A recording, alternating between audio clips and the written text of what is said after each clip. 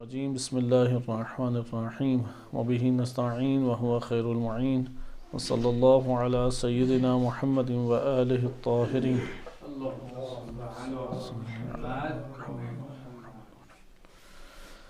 الکافی میں ہمارے پاس کتاب و توحید کے ضمن میں حدیث کی شرح ذکر کی جا رہی تھی کہ پہلا باب تھا کہ حدوث العالم، اس کی ہم چھٹی حدیث 6 نمبر حدیث پڑھ رہے تھے۔ اس حدیث کا پہلا حصہ ہم نے پڑھ لیا اور اس کے چند مقدمات ہم نے پڑھے کہ حادث اور قدیم کی بحث کہاں سے آتی ہے۔ آپ کی خدمت میں یہ نقطہ ذکر کیا گیا تھا کہ حادث اور قدیم کی بحث السبق و تأخر، یعنی السبق واللحوق یا مقدم و تأخر کی بحث سے آتی ہے، اور اس کے اوپر دقت کریں کیونکہ قدیم زمانے سے بشر نے اس بات کو حاصل کر لیا تھا کہ حرکت کس طریقے سے جنم لیتی ہے، اس حرکت کے نتائج کیا نکلتے ہیں۔ حرکت میں 6 چیزوں کا ہونا ضروری ہے، جن میں سے پہلی چیز ہے کہ ایک نقطے سے دوسرے نقطے کی طرف حرکت کا ہونا، اس کے لیے 6 امور ضروری ہیں۔ اول محرک ہو، کسی نے حرکت دی ہے، ارسطو نے اسی سے توحید کے اوپر دلیل کو قائم کیا۔ اگرچہ یونیورسٹیز میں آپ جا کے ارسطو کا نظریہ پڑھیں تو وہ مسخ کر کے اس کا نظریہ پیش کرتے ہیں، کیونکہ سمجھ ہی نہیں پاتے۔ یونیورسٹیز والوں کے پاس وہ مقدمات ہی نہیں ہے کہ وہ ارسطو کی باتیں آج کے دور میں سمجھ سکیں، اور اس کو یونیورسٹی کی دنیا ملحد ثابت کرتی ہے۔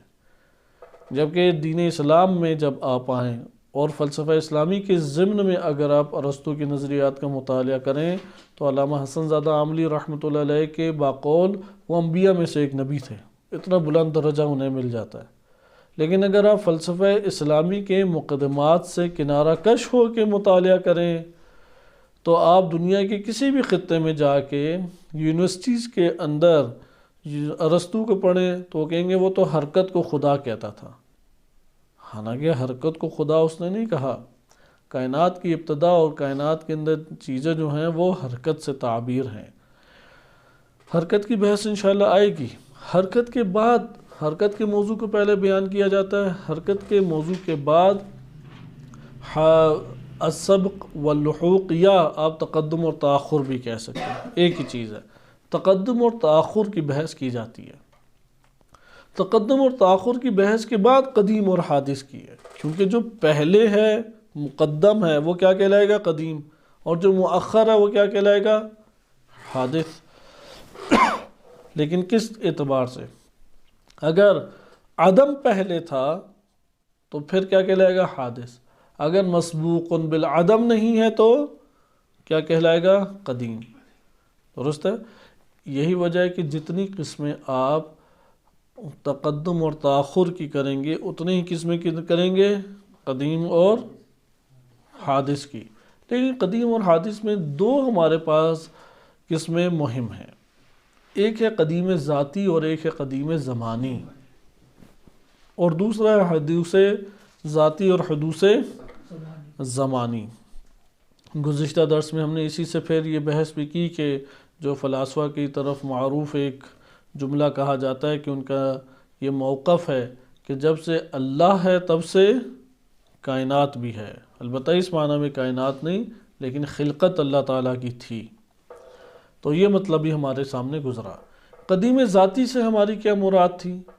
قدیم ذاتی جو ہوتا ہے ذات کے اعتبار سے، ان کے ناموں میں ہی اس کی تعریف بھی پوشیدہ ہے۔ قدیم ذاتی ذات کے اعتبار سے، قدیم زمانی زمانے کے اعتبار سے۔ اگر کسی کی ذات مسبوق بالعدم نہ ہو، ذات کسی کا وجود مسبوق بالعدم نہ ہو، اسے کہتے ہیں قدیم ذاتی، یعنی وہ کبھی معدوم رہا ہی نہیں ہے۔ صحیح، مسبوق بالعدم نہ ہونے سے کیا مراد ہے؟ وہ کبھی پردہ عدم میں رہا ہی نہیں ہے۔ درست ہے؟ کوئی ایسا دور نہیں گزرا کہ جس میں وہ پردہ عدم میں ہو۔ اس کے مقابلے میں ہے قدیم زمانی۔ قدیم زمانی کا یہ مطلب ہے کوئی زمانہ ایسا نہ گزرا ہو کہ جس میں وہ معدوم ہو۔ ممکن ہے اس کی اپنی ذات، وہ ذاتی طور پہ عدم سے ملحق ہو، ممکن ہے ذاتی طور پہ عدم سے ملحق نہ ہو۔ درست ہے؟ قدیم زمانی کا کیا مطلب ہے؟ کوئی زمانہ ایسا نہ گزرا ہو کہ جس میں وہ موجود نہ ہو۔ اس جگہ پہ دقت کریں، حرکت اور زمان کی بحث پیچیدہ بحث ہے، اس کے کئی مقدمات ہیں، ہم کسی مورد میں اختصار کے ساتھ پڑھیں گے انشاءاللہ، آگے احادیث آ رہی ہیں۔ کائنات کے اندر حرکت پائی جاتی ہے اور حرکت کا تعلق زمان کے ساتھ ہے، صحیح ہے؟ حرکت کا تعلق زمان کے ساتھ ہے۔ حرکت میں ہم نے کہا 6 امور ہونے چاہیے، ان 6 امور میں سے ایک زمان بھی ہے، محرک ہے، متحرک ہے، ان میں سے ایک کیا ہے؟ زمانہ بھی ہے۔ زمانہ کس معنی میں ہے، کیا چیز ہے؟ اب جہاں پہ زمانہ نہیں ہے وہاں پہ حرکت ہوگی؟ وہاں پہ حرکت نہیں ہے جہاں پہ زمانہ نہیں ہے، صحیح ہے؟ وہاں پہ حرکت، لیکن حرکت سے ہماری کیا مراد ہے؟ قوت سے فعل کی طرف آنا۔ حرکت کی ایک تعریف کیا کی جاتی ہے؟ قوت سے فعل کی طرف آنا، جیسا کہ عرفا اور ملا صدرہ رحمۃ اللہ علیہ کے فلسفے میں اس کا بیان ہے۔ بعض نے حرکت کی تعریف یہ کی ہے کہ ایک نقطے سے دوسرے نقطے کی طرف جانا، بس 2 چیزیں ہوگی، قوت سے فعل کی طرف آنا اور ایک ہے ایک نقطے سے دوسرے نقطے کی طرف جانا۔ قوت سے فعل کی طرف اگر اس تعریف کو لیں تو یہ زیادہ ہمارے پاس جامع تعریف بنتی ہے، صحیح ہے؟ بالقوت ہی ایک شے اب کیا ہو گئی ہے؟ حرکت کی بنیاد پہ بالفعل ہو گئی ہے۔ جیسے آپ غذا کھاتے ہیں تو غذا کے اجزاء ہیں، ان اجزاء میں سے بعض اجزاء نطفہ بننے کی صلاحیت رکھتے ہیں۔ آپ کا غذا کو کھانا، چبانا، اس کا معدے میں جانا، معدے نے اس کو ہضم کرنا، ہضم کرنے کے ساتھ اس کو ایک جگہ پہ خون کے دوش کے اوپر ایک جگہ پہ پہنچانا اور جہاں پہ وہ جم ہوتا ہے، اسے کہتے ہیں نطفے کی مانند۔ یہاں پہ ہر جز نطفہ نہیں بن سکتا تھا، جو بن سکتا تھا وہ بن گیا، وہ قوت سے فعل کی طرف آیا۔ پھر نطفہ ہے وہ قوت سے فعل کی طرف، اب اس نطفے میں یہ صلاحیت اللہ نے رکھی ہے، جمع ہوا خون بنے، پھر وہ علقہ بنے، مضغہ بنے، علقہ مضغہ جس میں سوی بنے۔ بس یہاں سے یہ جو مراحل طے کر رہے، یہ کیا طے کر رہا ہے؟ قوت سے فعل کی طرف آ رہا ہے، یعنی جس شے کے بننے کی قوت تھی اب عملاً و فعلاً وہی شے بنتا جا رہا ہے۔ درست ہے؟ کائنات میں آپ کو ایک بیج اسی طرح نظر آئے گا، کائنات کا ہر ذرہ آپ کو اس طور پہ نظر آئے گا کہ وہ اپنے اندر جو صلاحیت رکھتا ہے، اللہ نے اس کو اس صلاحیت کو عملی کرنے کے لیے نظام خلق کیا ہے۔ وہ اس نظام میں ڈھلتا ہے تو پھر وہ اپنے اندر جو صلاحیت رکھتا تھا اس کو عملی صلاحیت کے طور پہ لینا شروع کر دیتا ہے۔ حتیٰ کہ آپ اپنے گھروں میں بچوں کو بھی اسی اعتبار سے دیکھیں، ہر بچے کے اندر اللہ تعالیٰ نے خزانے انسانیت کے رکھے ہیں، لیکن بعض ایسے ہیں امور جو اس کے اندر زیادہ نمایاں ہیں۔ آپ کو اس سے پتہ لگے، مثلا ایک زیادہ اچھا ہاتھ چلاتا ہے، آپ جان لیں گے کہ یہ صلاحیت اس میں زیادہ نمایاں ہے، اس کو میں مزید اس کو نکھاروں، قوت سے مزید فعلیت کی طرف لاؤں۔ تربیت کے امور اسی کو کہتے ہیں۔ تربیت کا مطلب یہ ہے کہ قوت سے فعل کی طرف آنا، لیکن اس کو حرکت سے بھی تعبیر کیا جاتا ہے۔ اگر حرکت نہ ہو، قوت سے فعلیت کی طرف ایک شے نہیں آئے گی۔ یہ مسئلہ نظریاتی بنیادوں کے اوپر پہنچ کے آپ کو ہر شعبہ زندگی میں پھر فائدہ دیتا ہے کہ اگر آپ قوت سے فعلیت کی طرف لانا چاہتے ہیں، ہاں قوت تھی اس کے اندر، ہاتھ چلانے کی، بھاگنے دوڑنے کی، مجتہد بننے کی، بہت ساری چیزوں کی قوت تھی۔ اب جب وہ عملاً اس صلاحیت کو حاصل کر پائے گا، اسے کیا کہیں گے؟ فعلیت، بالفعل اسے حاصل کر لی۔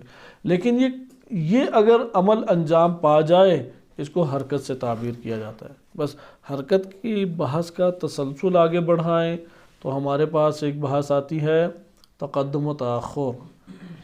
تقدم و تاخر کو انہوں نے استقرائی طور پہ جمع کیا ہے، حصر عقلی نہیں، یعنی جتنی انہیں قسمیں مل سکتی تھی انہوں نے قسمیں اکٹھی کی کہ جن کے نام آپ گزشتہ درس میں پڑھ چکے ہیں۔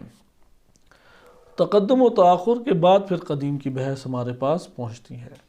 قدیم میں بھی آپ نے اس پہلو کو مد نظر رکھا، ایک قدیم ذاتی ہے، زمانی ہے۔ زمانی قدیم کیا ہے؟ قدیم زمانی ہے کہ ایک زمانہ تھا کہ جب وہ عدم سے مربوط نہیں تھا، ایک زمانے میں عدم سے مربوط نہیں تھا۔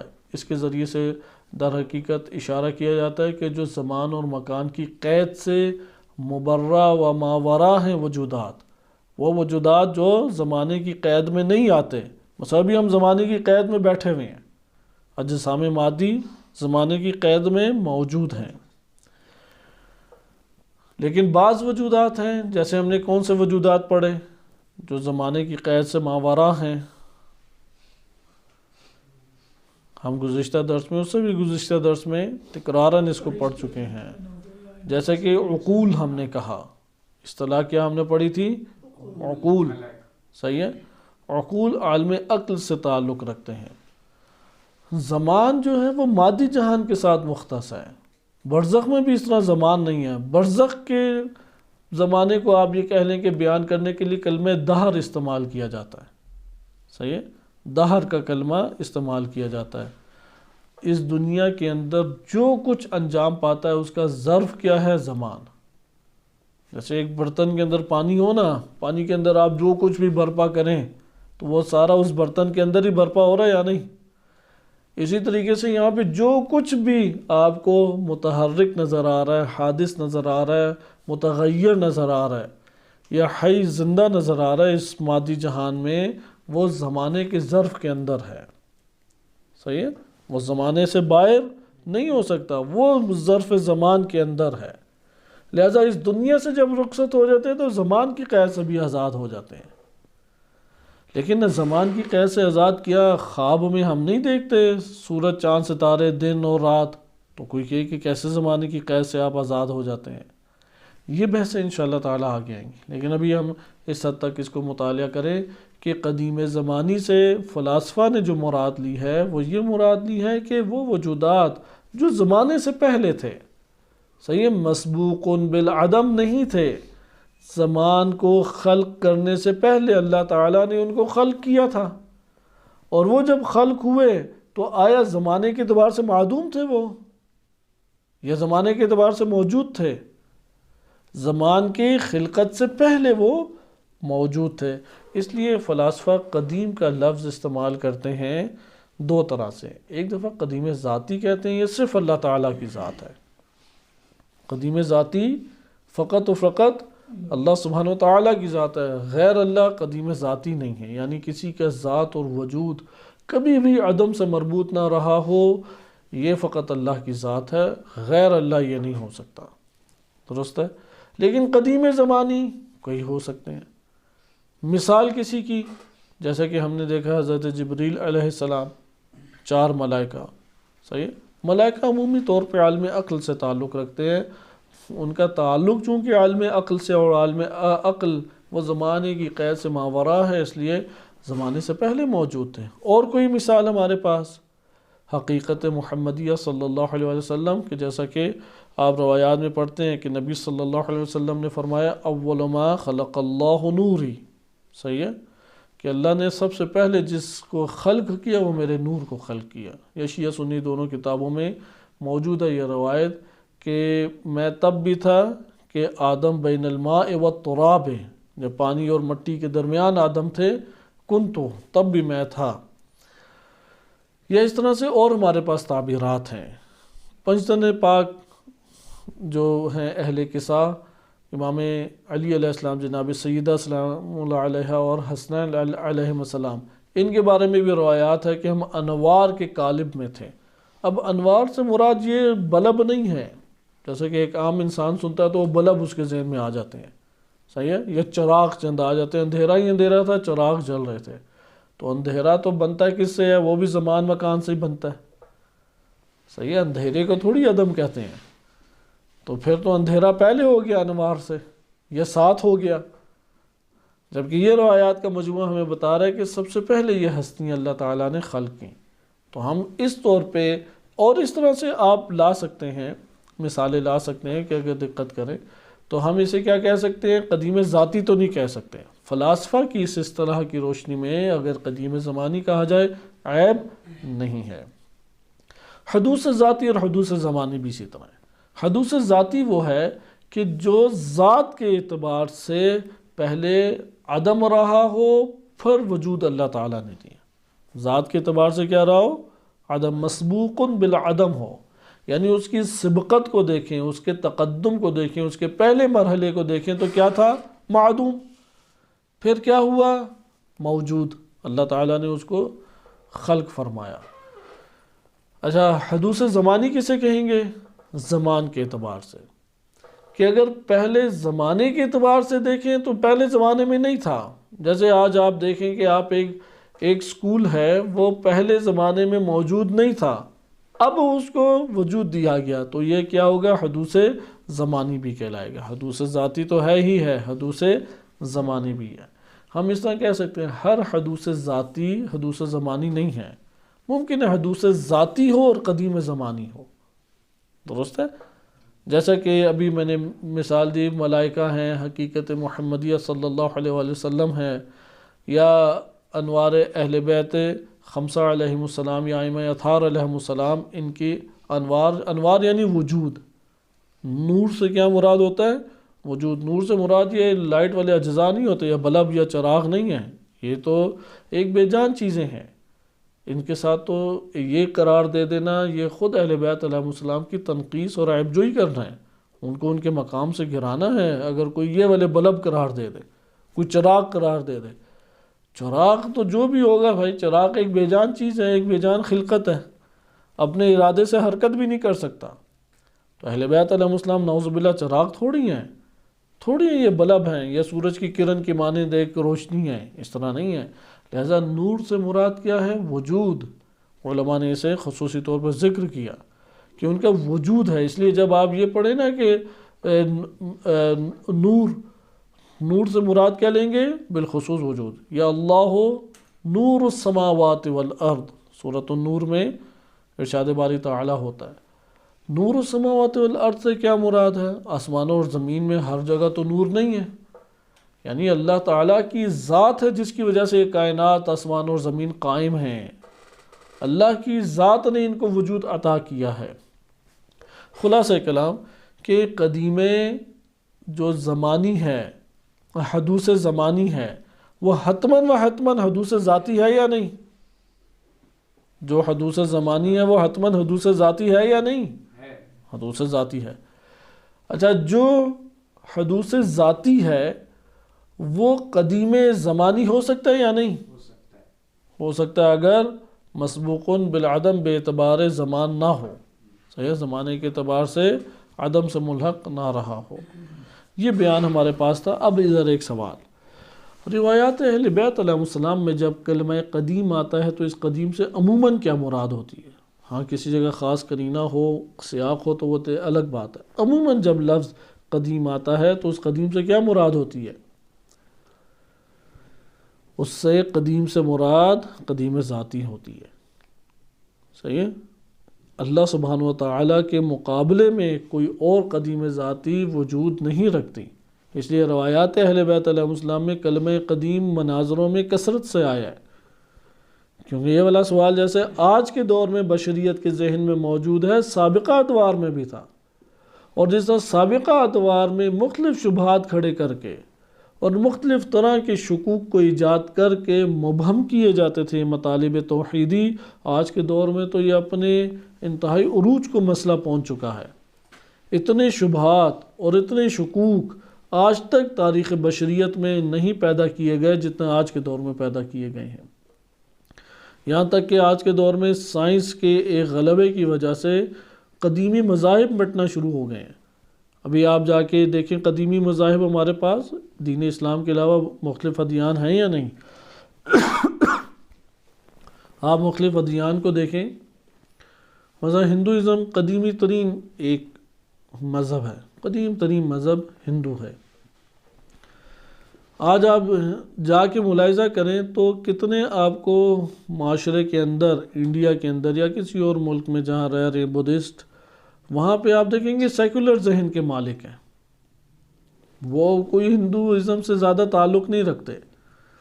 ہاں انہیں جب مشکل پیش آتی ہے، مریض ہوتے ہیں، اولاد نہیں ہو رہی ہوتی، تو پھر سارے طریقوں سے جب نا امید ہو جاتے ہیں تو وہی طریقے معاشرے کے رائج طریقے اختیار کرتے ہیں جو ہندوؤں میں رائج ہیں.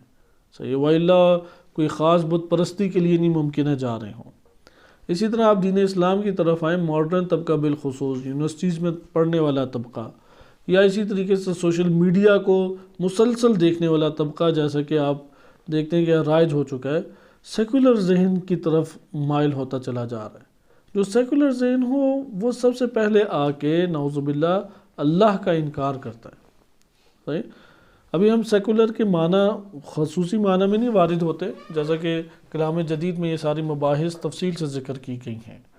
سیکولر کیا ہے، یا اسی طرح ایتھیسٹ کیا ہیں، الحاد کیا ہے۔ آپ کلمہ الحاد کہہ دیں، ممکن ہے کوئی کہے کہ سیکولر کی تعریف تو آپ نے صحیح کی نہیں، سیکولر یہ تو نہیں ہے، سیکولر کا تو فلاں معنی بنتا ہے، فلاں معنی بنتا ہے۔ آپ ایک ایتھیسٹ ٹائپ کہہ دیں، کیونکہ مشترک ہے یہ نقطہ۔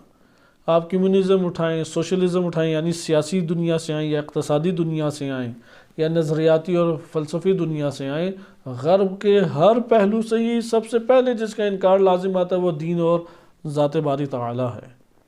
لہذا یہ مسئلہ قدیم زمانے میں بھی موجود تھا، حتیٰ کہ تفسیر امام حسن عسکری علیہ السلام کہ امام عسکری علیہ السلام سے منسوب تفسیر ہے، بعض آج کے بزرگ علماء اسے نسبت کو صحیح قرار دیتے ہیں امام عسکری علیہ السلام کی طرف، جیسے قم کی معروف شخصیت آیت اللہ سیفی مازندرانی ہیں اور نجف کی معروف شخصیت شیخ سند ہیں۔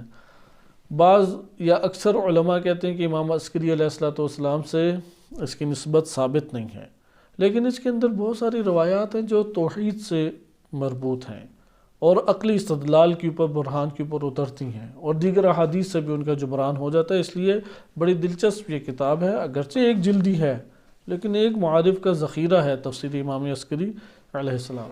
اس میں ایک طولانی مناظرہ رسول اللہ صلی اللہ علیہ وسلم کے ساتھ وارد ہوا ہے کہ نبی اکرم صلی اللہ علیہ وسلم مکہ میں جب تشریف فرما ہوتے تھے تو یہودی، عیسائی، اسی طرح سے ثنوی جو کہتے ہیں کہ دو خدا ہیں، ایک خیر کا خدا ہے اور ایک شر کا خدا ہے، نور اور ظلمت کا خدا کہتے ہیں، مجوسی اسی نظریے کے قائل تھے۔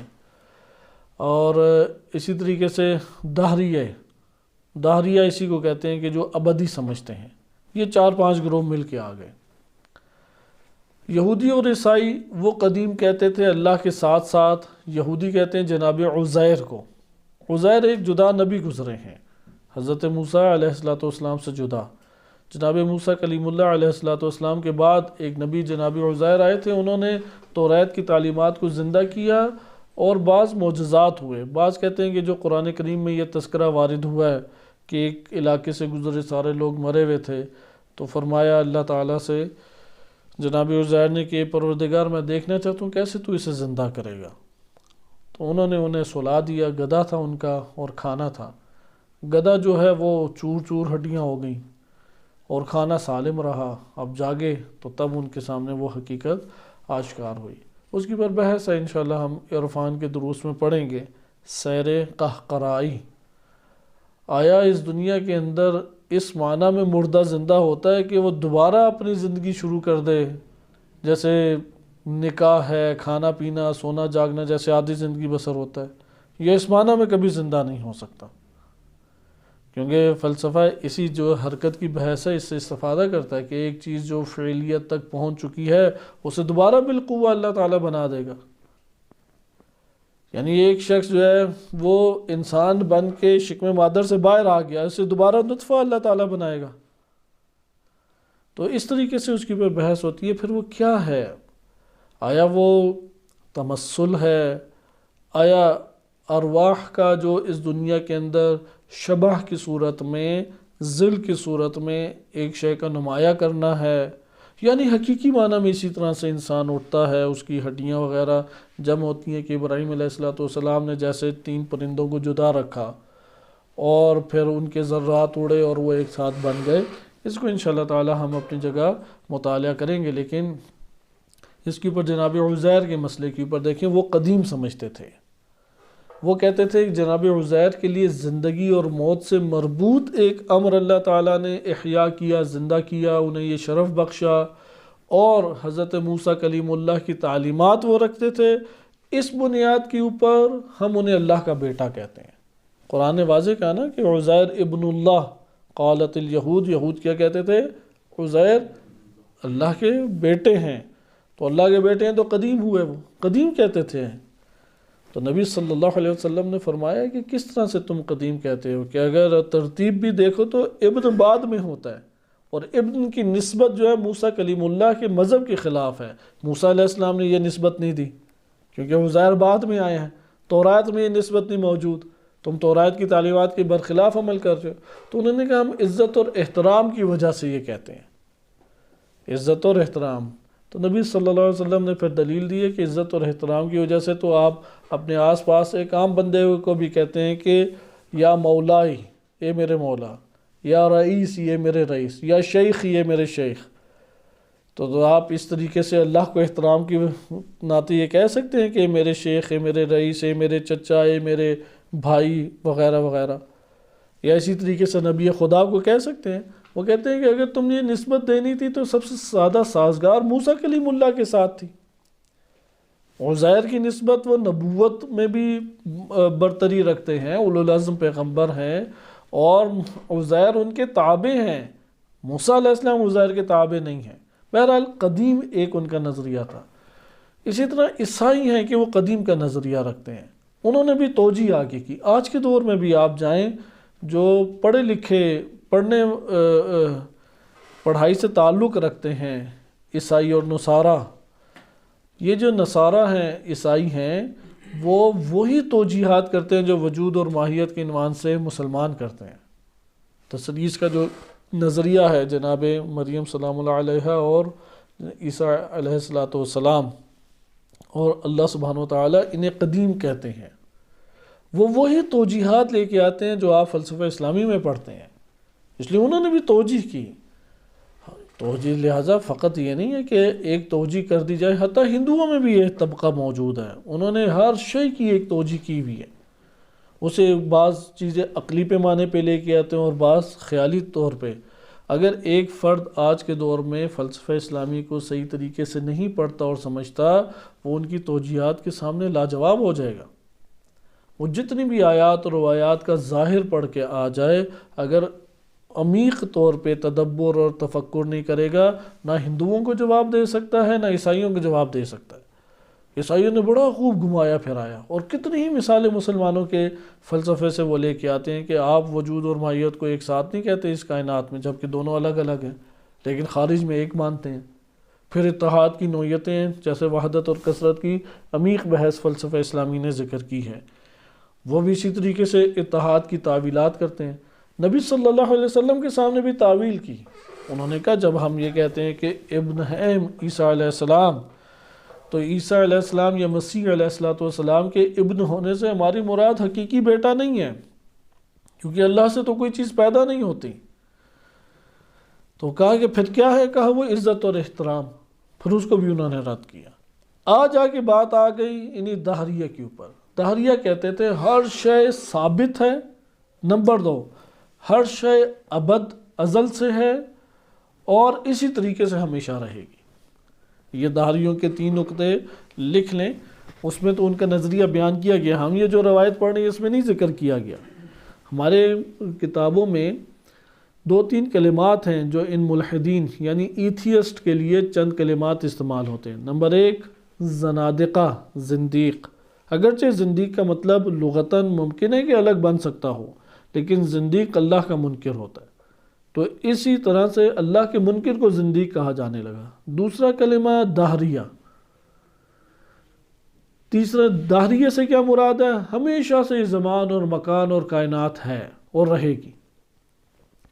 تیسرا ہے ملحد، ملحدین، صحیح الحاد۔ یہ 3 ہمارے پاس کلمات موجود ہیں۔ آپ نے یہ دیکھا کہ یہ کلمہ صرف یہ بیان کرنا مقصود تھا کہ نبی صلی اللہ علیہ وسلم کے ساتھ مناظرے اس دور سے کلمے قدیم اور حادث اور اس طرح کے کلمات چل رہے ہیں، اس لیے آج کے دور میں یہ والی بحث ممکن ہے کہ معنی کے اعتبار سے موجود ہو، نام تھوڑے تبدیل کر دیے ہوں۔ جیسے آج کے ملحد کو ایتھیسٹ کہتے ہیں، ایتھیسٹ یعنی جو اللہ کو نہیں مانتا، یعنی اس دور میں زندیق، دہریہ، ملحد جسے کہتے تھے، آج کے دور میں کیا کہتے ہیں؟ ایتھیسٹ۔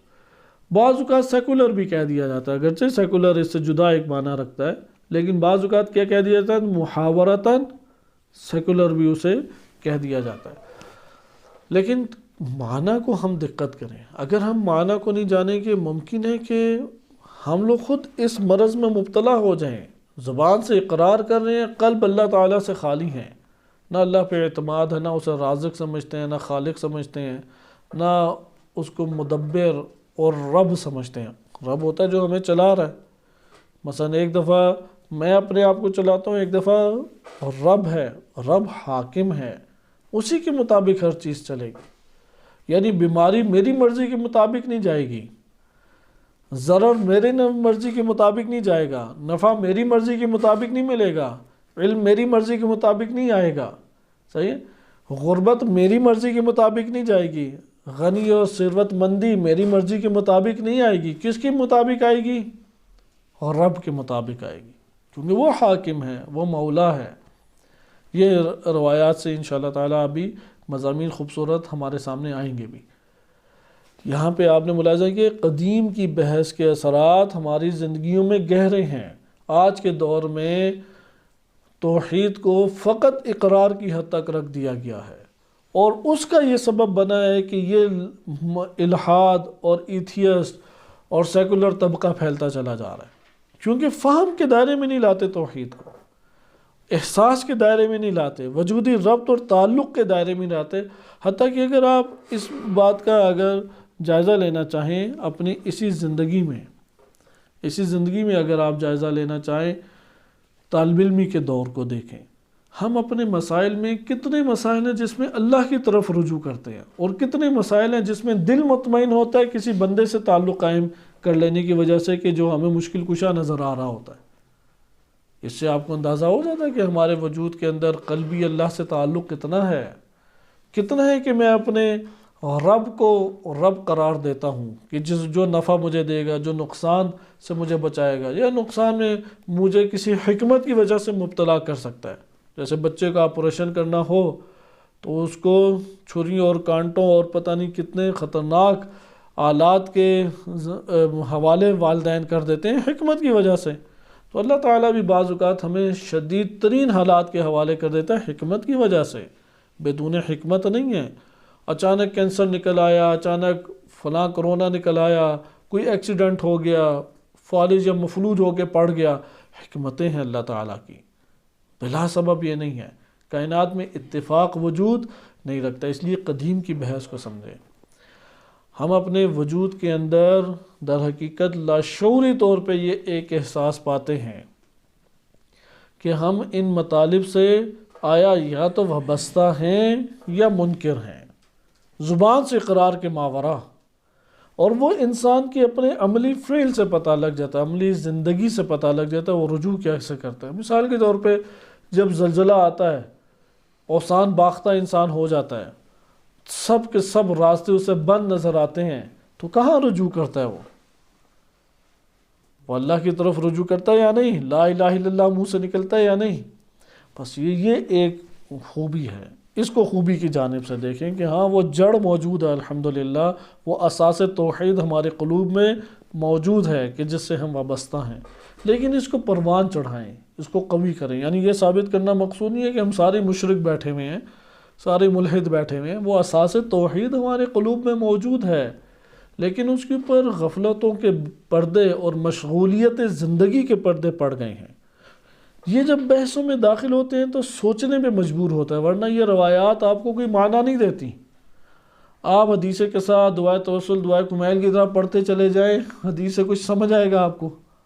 کوئی بات نہیں سمجھ آئے گی۔ بالآخر آپ کو قدیم کا معنی سمجھنا پڑے گا، اور یہ بھی سمجھنا پڑے گا قدیم کون سے معنی میں ہے۔ قدیم ادھر قدیم ذاتی کے معنی میں ہے۔ ملا صدرہ رحمۃ اللہ علیہ بیان کرتے ہیں کہ اس حدیث میں 3 مطالب ذکر کیے گئے ہیں۔ اس حدیث میں 3 مطالب ذکر کیے گئے ہیں۔ پہلا مطلب ہے کہ اس جہان کا ایک الہ ہے، الہ ایک ہے۔ الہ کے لفظ کے اوپر بھی تحقیق ہمیں کرنی چاہیے، معبود کے معنی میں بھی آتا ہے، اور وہ ذات کہ جو تمام کی تمام صفات کمالیہ کو گھیرے ہوئے ہے، شامل ہے، لیے ہوئے ہے، اور تمام کمالات اس کی ذات سے جنم لے رہے ہیں اور نکل رہے ہیں، ذات الہ یعنی اللہ، اس کو بھی کہا جاتا ہے۔ اللہ جو ہے نا، الہ کے اوپر الف لام کا اضافہ ہے۔ جیسے ہوتا ہے نا کہ آپ حارث کہتے ہیں اور الحارث کہتے ہیں، تو حارث کے اوپر الف لام کا اضافہ ہے۔ اسی طرح کلمہ الہ پہ الف لام لگا دے تو اللہ بن جاتا ہے۔ اللہ الف لام کا اضافہ ہے، اس لیے اس میں الف لام ہمارے پاس موجود ہے کہ اس کے احکام نحوی بھی جدا طور پہ ذکر کیے گئے ہیں۔ دوسرا جو مطلب ہے، بس الہ واحد ہے، لا شریک الہ، اس کا کوئی شریک نہیں ہے۔ دوسرا مطلب اس روایت میں ذکر کیا گیا ہے کہ وہ موجود ہے، ہمیشہ سے موجود ہے اور ہمیشہ رہے گا، کبھی عدم سے وابستہ نہیں ہوا۔ نمبر 3، اس کی کوئی ماہیت نہیں ہے، اس کی کوئی حدود نہیں ہے کہ اس کی حد بندی کر سکیں، کسی حد کے دائرے میں لا کے اسے مقید کر سکیں، ایسا نہیں ہے۔ پھر ایک دلیل اس کے اندر انہوں نے ملا صدرہ رحمۃ اللہ علیہ نے اس حدیث کی جو شرح کی ہے وہ 2 حصوں میں شرح کی ہے۔ ایک ہے ہمارے پاس مقصد اول اور دوسرا ہے مقصد دوم۔ جو پہلا اس کا حصہ ہے اس کے اندر مشہور عامت الناس کے مطابق گفتگو کی گئی ہے، جو ہم گزشتہ درس میں پڑھ چکے ہیں کہ امام علیہ السلام نے فرمایا کہ تمہارا جو کہنا ہے، کیونکہ کوئی دہریہ امام علیہ السلام کے پاس آیا، اور ممکن ہے کہ ثنویہ آیا ہو جو کہے کہ نور اور ظلمت 2 خدا ہیں، دونوں قدیم ہیں، صحیح؟ دہریہ کے مطابق تو ہر شے قدیم ہے، وہ بھی قدیم ذاتی، نعوذ باللہ، ہر شے کائنات کی۔ لیکن ثنویہ کے مطابق نور اور ظلمت، خیر اور شر کے جو خدا ہیں، الہ النور الہ الظلمہ، یہ 2 قدیم ہیں، لیکن 2 تو ہو گئے حد اقل۔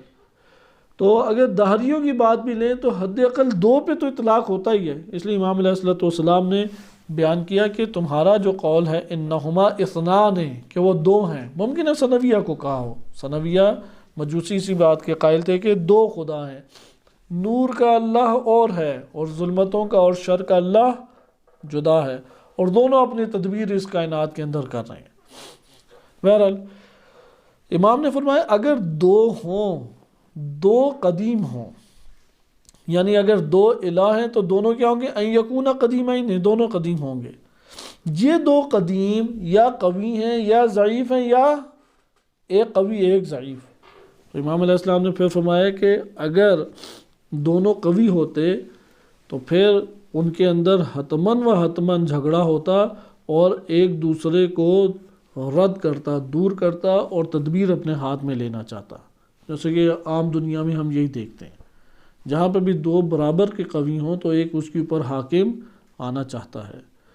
اس کو ملا صدر رحمۃ اللہ علیہ نے دلیل عامی قرار دیا، عوام الناس کے مرحلے کی دلیل، صحیح؟ اس میں آپ شقے اور نکال سکتے ہیں، لیکن اگلی جو دلیل ہے وہ برہانی ہے، وہ خصوصی اہل عقل و فکر و نظر کے لیے ہے۔ بہرحال اس دلیل کو دیکھیں۔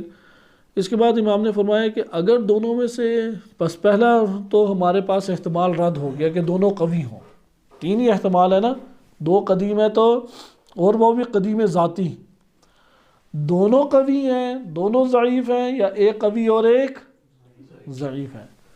اگر دونوں قوی ہوں تو آپس میں جھگڑیں گے، آپس میں ایک دوسرے کے اوپر غلبہ حاصل کرنا چاہیں گے، اور یتفرد بالتدبیر ہے، امام علیہ السلام فرمایا تدبیر میں وہ تنہا اور ایک فرد واحد بننا چاہے گا۔ اور اگر تم یہ کہو کہ دونوں میں سے ایک قوی ہے اور ایک ضعیف ہے تو جو قوی ہے وہ الہ ہوگا۔ ضعیف کو عامت الناس کبھی بھی، حتیٰ بادشاہ نہیں مانتے۔ اگر ایک ہی جگہ پہ 2 بھائی ہوں اور دونوں اقتدار کی جنگ لڑیں اور دونوں کے میں بادشاہ ہوں، لیکن ایک قوی ہے اسی کی چل رہی اور دوسرا بیچارہ ضعیف ہے، اسے کوئی بادشاہ کہے گا؟ اسے کوئی بھی نہیں کہے گا۔ اس لیے ضعیف کو عوام الناس عام طور پہ نہیں قبول کرتے اگر قوی ہے۔ اور جو تیسرا احتمال ہے کہ دونوں کے دونوں ضعیف ہوں، اسے تو کوئی بھی نہیں قبول کرتا، دونوں ضعیف ہیں تو پھر وہ تیسرے کے محتاج ہوں گے، صحیح ہے؟ اس لیے امام علیہ السلام نے پھر آگے تذکرہ کیا، آگے پھر وہ ذکر کرتے ہیں کہ ثبت انہ واحد کما نقول، پس جب یہ تینوں احتمال باطل ہیں تو ہماری بات کیا ہو گئی؟ ثابت ہو گئی۔ آئے ہم اس کو تشریحاً تھوڑا سا دیکھتے ہیں اور آپ اس کو نوٹ کرتے جائیں۔ جہاں تک پہلی شق کا تعلق تھا، ملا صدرہ رحمۃ اللہ علیہ اس کی شرح بیان کرتے ہیں، علامہ مجلسی رحمۃ اللہ علیہ نے بھی بہت تفصیلی کی ہے، لیکن وہ مزاج متکلمین و محدثین کے اوپر ہے، لیکن جو ملا صدرہ نے شرح کی ہے یہ شرح زیادہ عقلی طور پہ مضبوط اور پائیدار ہے۔ ذکر کرتے ہیں کہ اذا کان قویین، پہلی شق کو لے لیں، کتنی شقیں تھیں ہمارے پاس؟ 3۔ پہلی شق کیا تھی؟ دونوں قوی ہیں۔ دوسری شق کیا ہے؟ دونوں ضعیف ہیں۔ تیسری شق ایک قوی ایک ضعیف۔ پہلی شق کو لے لیں، فَلِأَنَّهُمَا إِذَا كَانَ قَوِيَّيْنِ، اگر دونوں قوی تھے، وَكُلٌّ مِّنْهُمَا فِي غَایَةِ الْقُوَّةِ، اور دونوں انتہائی قوت کو پہنچے ہوئے تھے، مِنْ غَیْرِ ضَعْفٍ وَعَجْزٍ، نہ ان میں کوئی کمزوری تھی اور نہ ان میں کوئی عجز پایا جاتا تھا، کما هو المفروض، جیسا کہ آپ نے فرض کیا، والقوة تقتضی الغلبہ والقہر، تو قوت کا ہونا، انتہائی قوی ہونا، اس کا ایک لازمہ ہے، اور وہ کیا ہے؟ غلبہ۔ جو انتہائی قوی وہ اس چیز کے اوپر غلبہ پائے گا یا نہیں؟ لہذا یہاں پہ لازمی سے استفادہ انہوں نے کیا، بس اس کو آپ خصوصی طور پہ نوٹ کریں کہ اس کا لازمہ کیا ہے ہمارے پاس، وہ ہے کہ اس کا عجز اور ضعف سے نکلنا، یعنی غلبہ اور قہر حاصل کرنا۔ پھر آگے ذکر کرتے ہیں وغایۃ القوۃ تقتضی الغلبہ والقہر علی کل شیء سواہ، اگر کوئی انتہائی قوت کو پہنچا ہو تو اس کا لازمہ یہ ہے کہ وہ ما سوى اللہ، یعنی اپنے سوا کے اوپر ہر چیز کے اوپر کیا حاصل کرنا چاہے گا؟ غلبہ حاصل کرنا چاہے گا۔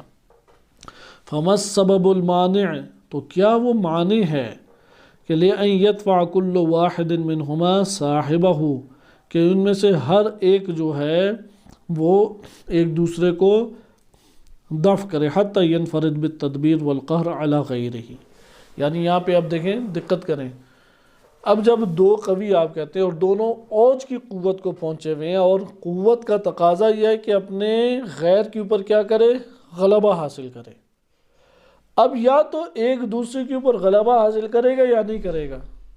اگر غلبہ حاصل کرنے کی کوشش کریں تو یہ تقاضے قوت کے مطابق ہے یا نہیں، اور اگر غلبہ حاصل نہ کریں تو کوئی معنی اور سبب ہوگا یا نہیں؟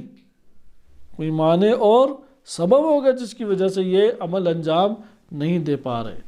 ادھر سے ہمارے پاس نا شکیں دور ہو جاتی ہے۔ ممکن ہے بعض یہ کہتے ہیں کہ ممکن ہے دونوں نے معاہدہ کیا ہو کہ ہم بڑے پیار محبت اور اتفاق سے سارا نظام چلائیں گے، یہ کہہ سکتے ہیں یا نہیں؟ تو اس کا یہ مطلب ہوا کہ وہ پھر کسی چیز کی احتیاج محسوس کرتے ہیں، محبت کے جذبے کے ماتحت آ گئے، کسی چیز کے تو ماتحت آئے۔ اس لیے سبب معنی کیا ہے؟ وہ کہتے ہیں کہ اگر وہ دو تھے، دو قدیم تھے اور دونوں قوی تھے، تو تقاضا کیا تھا؟ غلبہ اگلا کے اوپر حاصل کریں۔ تو وہ کیا چیز معنی بن گئی کہ ایک دوسرے کو نہیں رد کر رہا، ایک دوسرے پہ غلبہ حاصل نہیں کر رہا۔ اے لا يتصور فی کل منہما سبب یمنعہ عن ذلک، کیونکہ یہ تو تصور نہیں ہو سکتا کہ ان دونوں میں سے ہر ایک سبب ہے جو دوسرے کو رد کر رہا ہو۔ کوئی ایسا معنی ایک دوسرے سے، یہ دونوں ایک سبب نہیں ہے کہ ایک دوسرے کو دفع نہ کریں، کیونکہ دونوں قوی ہیں۔ اگر ان قوی کے اوپر ایک دوسرے پہ غالب نہیں آ رہا تو درمیان میں کوئی معنی اور سبب موجود ہے، کیونکہ یہ نہیں ہو سکتا کہ بغیر سبب اور معنی کے یہ دونوں خود ان کی ذات معنی بن جائے ایک دوسرے سے جدائیگی۔ لأن اقتضاء الغلبہ والاستعلاء مرکوز فی کل ذی قوت علی قدر قوتہ، کیونکہ ہر قوت رکھنے والے کے اندر اس کی قوت کے عین مطابق غلبے کا ایک عنصر پایا جاتا ہے، وہ اگلے کے اوپر غلبہ حاصل کرنا چاہتا ہے، نہ کہ معنی بنتا ہے۔ صحیح ہے، اگر دو قوی ہوں تو ایک دوسرے کے لیے معنی نہیں بنیں گے، بلکہ کیا بنیں گے؟ ایک دوسرے کے لیے غلبے کے لیے کوشش کریں گے، نہ کہ معنی بنیں گے۔ پھر کہتے ہیں فرض ہم یہ کرتے ہیں کہ ان دونوں میں سے ہر ایک غایت قوت کے اوپر ہے، اگر ان دونوں میں سے ہر ایک عاجز ہو یا ان دونوں میں سے ہر ایک دوسرے کو دور کرے تو ہر دو صورتوں میں غایت قوت کے اوپر نہیں پایا جائے گا، یعنی وہ دونوں قوی نہیں کہلائیں گے۔ بات واضح ہوئی یا نہیں ہے؟ کیونکہ دو خداؤں کی یہ عموماً چھوٹے بچے بھی سوال کرتے ہیں اللہ ایک کیوں ہے؟ تو وہ یا تو ڈانٹ دیتے ہیں یا اسے گول مول جواب دے دیتے ہیں، کیوں ہے اللہ ایک؟ یہاں پہ آپ دقت کریں تو اس کا جواب آپ کے سامنے ہے۔ اگر دو الہ ہوتے، دونوں قدیم یعنی دو الہ ہوتے اور دونوں ہی انتہائی قوی ہوتے، تو قوت کا تقاضا یہ تھا کہ ایک دوسرے کے اوپر اپنی قوت کے مطابق غلبہ حاصل کرے۔ آپ کہتے ہیں نہیں، انہوں نے نہیں غلبہ حاصل کیا، کیونکہ کیوں غلبہ حاصل نہیں کیا؟ کیا معنی تھا؟ معنی یا ان کی ذات ہے یا بیرونی ایک ذات سے باہر چیز ہے، اس کے علاوہ کوئی احتمال ہو سکتا ہے؟ معنی یا ان کی اپنی ذات ہے یا ذات سے باہر کوئی اور امر ہے، درست ہے؟ اگر ان کی ذات معنی ہے تو اس کا یہ مطلب ہے وہ ایک دوسرے کے محتاج ہیں، یہ تو پھر غایت قوت کا نہ ہونا کہلائے گا، وہ تو کمزور ہوئے، ضعیف ہوئے، صحیح ہے؟ اگر دونوں کی ذات نے ایک دوسرے کو دور رکھا ہوا ہے تو ہم یہاں کہیں گے کہ پھر قوت کا تو تقاضا ہے غلبہ، یہ تو قوت کا برعکس کیا ہوتا ہے؟ ضعف۔ ضعف ہے کہ جو آپ کو دور کر رہا ہے، نہ کہ قوت۔ اچھا پھر کہیں گے کہ نہیں، بیرونی طور پہ ایک عامل ہے کہ جو معنی بن رہا ہے کہ ایک دوسرے کے اوپر تجاوز نہ کرے، ایک دوسرے کے اوپر غلبے کی کوشش نہ کرے، تو ہم کہیں گے وہ جو بیرونی عامل ہے اس کے سامنے دونوں جھک گئے، پھر تو دونوں ضعیف شمار ہوں گے اور وہ قوی شمار ہوگا۔ اس لیے ملا صدر رحمۃ اللہ علیہ کی میں دوبارہ عبارت پڑھتا ہوں، والمفروض ان کلا منہما فی غایۃ القوہ، ہم نے تو فرض یہ کیا کہ وہ انتہائی قوی ہیں۔ فإن عجز کل منہما، اگر دونوں میں سے ایک عاجز آ جائے، یا احدہما عن دفع صاحب، یا دونوں میں سے ایک دوسرے کو دور نہ کر سکے، غلبہ نہ پا سکے، ہر دو صورتوں میں لم یکن قویا غایۃ القوہ، تو دونوں پھر قوی نہیں کہلائیں گے، انتہائی قوی نہیں کہلائیں گے۔ بس آپ نے دیکھا یہ پہلی شک کیا ہو گئی؟ اور رد ہو گئی۔ دو قوی نہیں ہو سکتے، کیونکہ دو قوی ہوں گے تو ایک دوسرے کے اوپر غلبہ حتماً پا لے گا، اگر نہیں پا سکا تو اپنی ذات کی وجہ سے نہیں پا سکا تو دونوں میں نقص ہے، دونوں میں کمزوری ہے، یا اپنی ذات سے بیرونی کوئی عامل ان کے پایا جاتا ہے، وہ جو بیرونی عامل پایا جاتا ہے اس کے سامنے دونوں ہی جھک گئے، پھر تو آپ نے انہیں قوت کیوں کہا؟ وہ تو قوی نہ ہوئے پھر، درست؟ تو اس کا یہ مطلب ہے کہ آ جا کے غلبہ پا ہی لے گا، جو غلبہ پائے گا وہ خدا ہوگا، اس لیے کہا کہ ایک الہ ایک قدیم ذاتی ہوگا۔ ثم لما لم یکن بینہما تفاوت فی القوہ کما ہوا فرض، فرض یہ ہے کہ ان کی قوت میں کوئی فرق بھی نہیں ہے، صحیح ہے؟ فیلزم من تدافعہما تفاسدہما، کہ ان کا ایک دوسرے سے ٹکراؤ کا ہونا جو ہے وہ ان دونوں کو کیا کر دے گا؟ فاسد بھی کرے گا، کیونکہ جب آپ کہہ رہے ہیں غایت قوت میں پہنچے ہوئے انتہائی قوی ہیں تو اس کا لازمہ یہ ہے کہ ٹکراؤ ہو، اور جب ٹکراؤ ہوگا تو پھر ان دونوں کا آپس میں یا تو دونوں ختم ہو جائیں گے یا ایک رہ جائے گا، ایسا ہی ہے نا؟ اگر ایک رہ جائے گا وہ الہ ہے، اور اگر دونوں ہی ختم ہو جائیں گے تو یہ ہمارے فرض سے بھی باہر ہے کہ پھر تو کوئی خدا نہ ہوا، پھر تو دو کوئی کبھی نہ ہوا۔ فیلزم من فرض وجودہما معا عدمہما معا، پس اس کا لازمہ کیا نکل رہا ہے کہ اگر دونوں موجود ہیں تو دونوں ہی معدوم ہیں، کیونکہ ٹکراؤ کی صورت میں ختم ہوں گے۔ اگر آپ اس بات کو نہیں مانتے پھر ایک الہ کے قائل ہو جائیں۔ تو اس کو ملا صدرہ رحمۃ اللہ علیہ نے پہلی شک بنایا، کیونکہ وجود اور عدم دونوں جم نہیں ہو سکتے۔ اگر دو قوی موجود تھے، قدیم موجود تھے، تو دونوں کا ٹکراؤ ہوگا، دونوں کے ٹکراؤ میں دونوں ہی معدوم ہو جائیں گے، تو ادھر عدم اور وجود آپ ایک کر رہے ہیں جبکہ یہ ممکن نہیں ہے، اور اگر دونوں نہیں ٹکراؤ میں نہیں ہوں گے تو ایک غالب آ جائے گا، پھر ہماری بات ٹھیک ہے، اور وہ کیا ہے؟ قدیم ذاتی ایک ہی ہے، الہ ایک ہے۔ بطلان شق ثانی، دوسری شق کا آپ بطلان دیکھیں۔ فَهُوَ ظَاهِرٌ عِنْدَ جَمْهُورِ النَّاسِ، دوسری بات تو بہت واضح ہے۔ لما حکموا بالفطرت، فطرت کے ذریعے سے یہ حکم لگاتے من ان الضعف ینافی الالہیہ، کہ ضعف جو ہے وہ الہ کے کیا ہے؟ منافی، اللہ سبحانہ وتعالیٰ کی طرف ضعف اور عجز کی نسبت نہیں دی جا سکتی۔ وَلِظُهُورِهِ لَمْ يَذْكُرْهُ، چونکہ یہ بہت ظاہر ہے اس لیے امام علیہ السلام نے اس کو زیادہ ظاہر نہیں کیا۔ وہ کون سی شق ہے جیسے ظاہر نہیں کیا امام نے؟ تین تھی نا شقیں، دونوں قوی ہوں، دونوں، اور تیسری ایک قوی اور ایک ضعیف، تو کون سی شق کو نہیں امام نے حدیث میں ذکر کیا؟ دونوں ضعیف، احسن۔ جب دونوں ہی ضعیف ہیں تو یہ تو عوام الناس جانتی ہے کہ ضعیف الہ نہیں ہو سکتا، اس لیے امام نے لم یذکر ہو لظہور ہی، کیونکہ وہ اتنی واضح ترین چیز ہے کہ لم یذکر ہو، امام کو اسے ظاہر کرنے کی ضرورت ہی نہیں پیش آئی۔ اس لیے آ جائیں تیسرے شق کے اوپر۔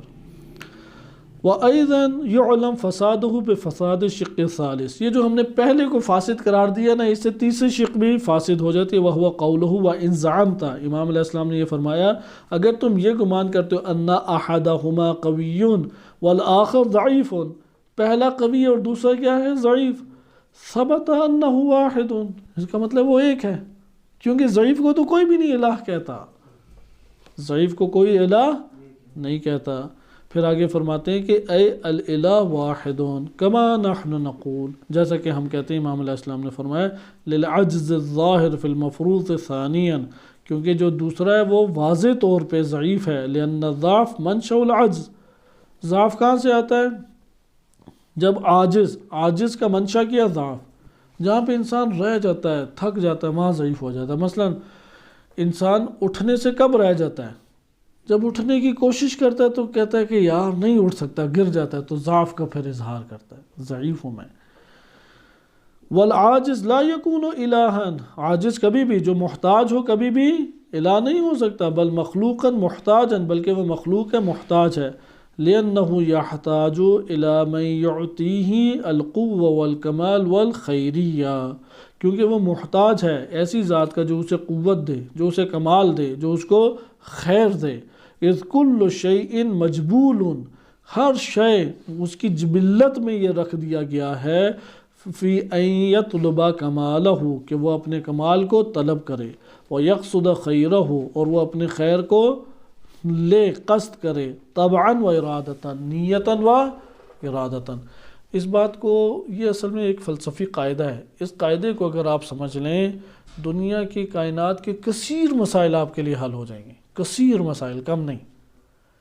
کائنات میں ہر شے کمال کی طرف بڑھ رہی ہے، ہر شے، وہ کمال کو اپنی فطرت کے اعتبار سے، اپنی خلقت کے اعتبار سے جاتے ہیں، مجبولون یعنی اپنی خلقت میں وہ یہ چاہتی ہے کہ میں کمال کی طرف جاؤں۔ اس لیے کوئی شے، کوئی حتیٰ کہ مثال کے طور پہ آپ ایک چھوٹا سا کیڑا دیکھ لیں، انتہائی باریک سا کیڑا، وہ اپنا دفاع کرتا ہے یا نہیں؟ کیوں؟ حیات میں کمال ہے یا فنا میں کمال ہے؟ حیات میں کمال ہے، بڑھتا ہے کمال کی طرف۔ اس کو جو غذا کی ضرورت ہے، غذا کی طرف بڑھتا ہے یا نہیں بڑھتا؟ کیوں؟ اس کے اندر کمال ہے۔ انسان اپنے وجود میں اللہ سبحانہ وتعالیٰ نے اس کی خلقت میں یہ عنصر رکھ دیا کہ وہ کس کی طرف بڑھے؟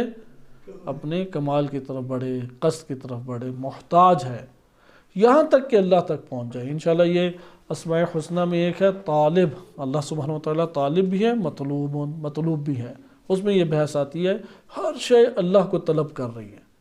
اس لیے وہ جب وہ ایک کمال کو لے لیتی ہے تو اندر سے احساس، جسے کہتے ہیں کہ توانائی نہیں کرتی، احساس اضطراب پھر بھی رہتا ہے۔ وہ کیوں اس کے اندر احساس اضطراب باقی ہے؟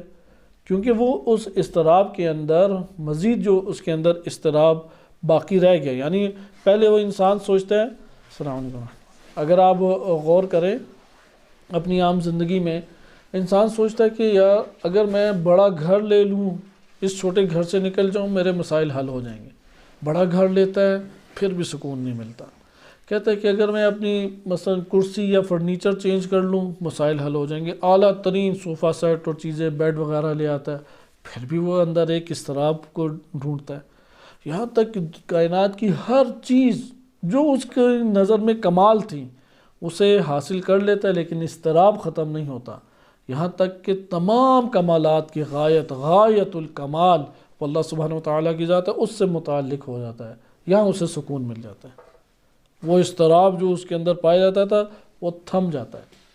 الا بذکر اللہ تطمئن القلوب، کہ اللہ کے ذکر کے علاوہ کچھ ہے کہ جس سے دل مطمئن ہو جائے؟ فقط اللہ کے ذکر سے، یعنی اللہ سے جب تعلق قائم ہوتا ہے، کیونکہ وہ کمال کی انتہا ہے، کیونکہ ہر کمال اس کی طرف اسے لے کے جا رہا ہے، تو ہر کمال میں ایک اضطراب بھی ہے، وہ اضطراب باقی رہ جاتا ہے جب تک اللہ سے ملحق ایک شے نہیں ہوتی۔ اگلی حجت دیکھیں، یہ تو ہمارے پاس پہلا مقصد پورا ہو گیا۔ دوسرا مقصد کہ اس کو انشاءاللہ تکمیل تک ہم بعد میں اگلے درس میں پہنچائیں گے، لیکن یہ حدیث کا دوسرا ہمارے پاس حصہ ہے اور یہ پہلے کی نسبت تفصیلی حصہ ہے۔ اس کو حجت برہانی ملا صدر رحمۃ اللہ علیہ نے قرار دیا، اگرچہ ہمارے لیے وہ پہلے والا بھی بڑا جاندار ہے، صحیح ہے، اور اتنی بھی ذہن جتنا اس زندیق نے یا ثانوی نے سوچا، آج کے دور میں تو ایک بندہ یونیورسٹی کا طالب علم بھی اتنا نہیں سوچتا، لیکن اس کو امام علیہ السلام نے مختصر طور پہ ایسا جامع جواب دیا کہ سب شقیں اس کے دروازے بند کیے کہ جس سے وہ مبہوت اور خاموش اور ساکت ہو کے رہ جائے۔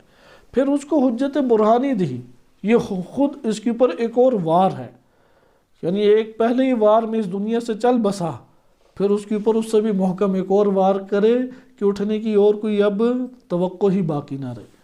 تو حجت برہانی امام نے ذکر کی، فَالْإِشَارَةُ إِلَيْهَا، تو امام نے اس کی طرف اس طرح اشارہ کیا، فَإِن قُلْتَ إِنَّهُمَا اثْنَانِ، اگر تم یہ کہتے ہو، کیونکہ اگر آپ روایت کی طرف آئیں تو روایت میں ہے فَإِن قُلْتَ إِنَّهُمَا اثْنَانِ، کہ وہ تو دو ہیں قدیمی، لم یخلو من ان یکون متفقین من کل جہت، یا ہر جہت سے متفق ہیں، ایک ہے ہر جہت سے، یا کیا ہیں او مفترقین من کل جہت، یا ہر جہت سے جدا جدا ہیں۔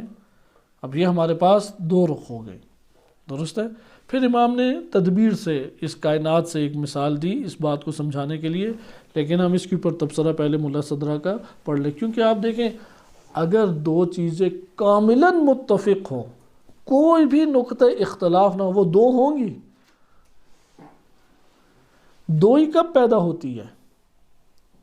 جب کوئی نہ کوئی نقطہ اختلاف ہوگا تو تب دو ہوگا نا۔ اگر ہر جہت سے متفق ہیں تو پھر دو نہ ہوئے، کوئی تو نقطہ اختلاف ہوگا، صحیح ہے۔ حتیٰ کہ آپ کہتے ہیں یہ دیوار کی سفیدی جو ہے یا سیاہی، یہ دو ہے، دو کرنے کے لیے کوئی لکیر کھینچنے پڑے گی یا کوئی آپ کو نقطہ قرار دینا پڑے گا جس کی بنیاد پہ وہ دو کہلائی جا سکے، ورنہ وہ ایک کہلائے گا، صحیح۔ آئے ابھی ملا صدرہ کا یہ چھوٹا سا بیان پڑھتے ہیں اور بقیہ انشاءاللہ تعالیٰ اگلے درس میں ملاحظہ کریں گے۔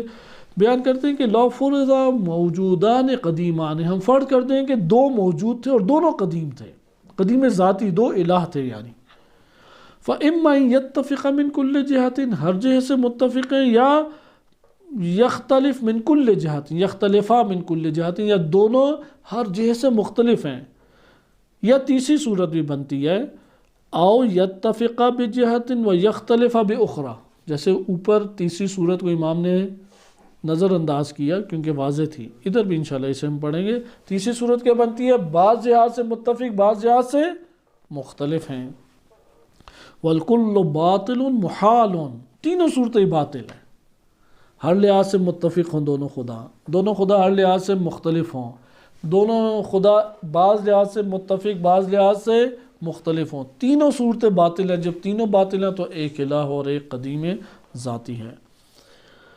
وفی بعض نسخ اور مفترقین من جہت، بعض جگہوں پہ مفترقین کا لفظ آیا ہے اور اس کو ذکر کیا۔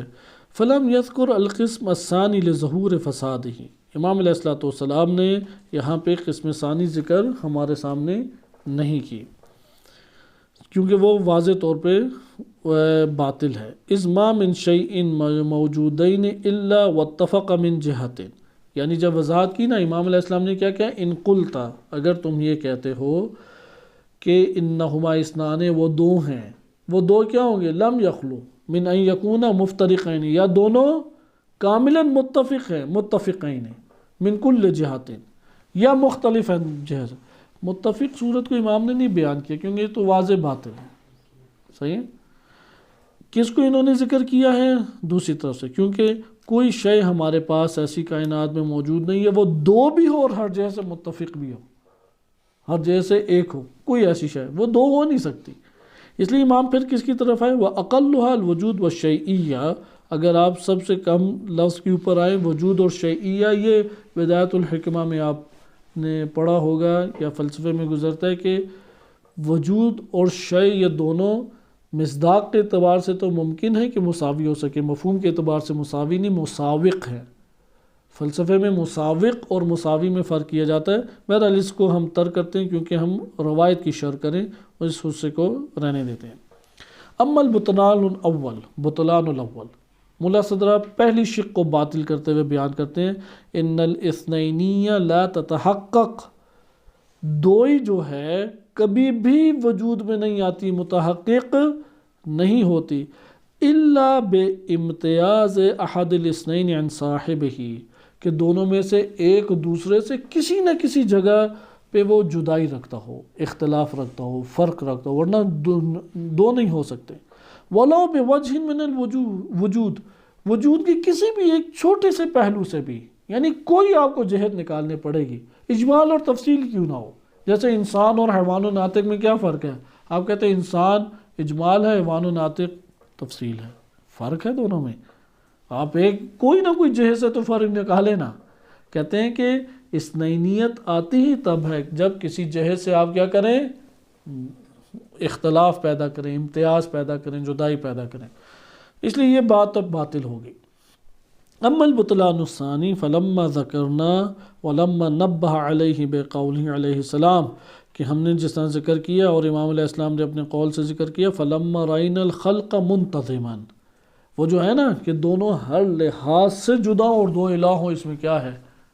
تو امام نے اصل مثال یہ دی کہ پوری کائنات آپ دیکھیں، سورج مشرق سے نکل رہا ہے، مغرب میں غروب ہو رہا ہے، اچھا چاند ستاروں کو چلایا جا رہا ہے، زمین کے اوپر مختلف خلقت آباد ہے. یہ سارے کا سارا کون چلا رہا ہے؟ دو خدا چلا رہے ہیں یا ایک؟ اگر آپ کہہ رہے ہیں کہ دو خدا تھے اور دونوں ہر لحاظ سے مختلف تھے تو دوسرے کا اختلاف نظر آنا چاہیے یا نہیں؟ ہمیں تو کوئی کائنات میں اس طرح اختلاف تدبیر میں نظر نہیں آتا. صحیح ہے؟ یعنی سورج یوں ہو رہا ہو، ایک ادھر سے کھینچے، جیسے کارٹونوں میں بعض اوقات دیکھتے ہیں، ایک رسی ڈال کے ادھر سے کھینچتا ہے، ایک دوسرا یوں کھینچتا ہے. یوں جو کھینچتا ہے تو غروب رات ہو جاتی ہے، ادھر سے کھینچتا ہے تو وہ دن ہو جاتا ہے. ہمیں کوئی ایسا اختلاف نظر آتا ہے؟ اس کو ملا صدرہ رحمۃ اللہ علیہ نے اپنے بیان میں ذکر کیا ہے. یہ بطلان ثانی چونکہ تفصیلی ہے، اس کو انشاءاللہ تعالی اگلے درس میں ملاحظہ کریں گے. صلی اللہ علیہ سیدنا محمد وآلہ طاہرین.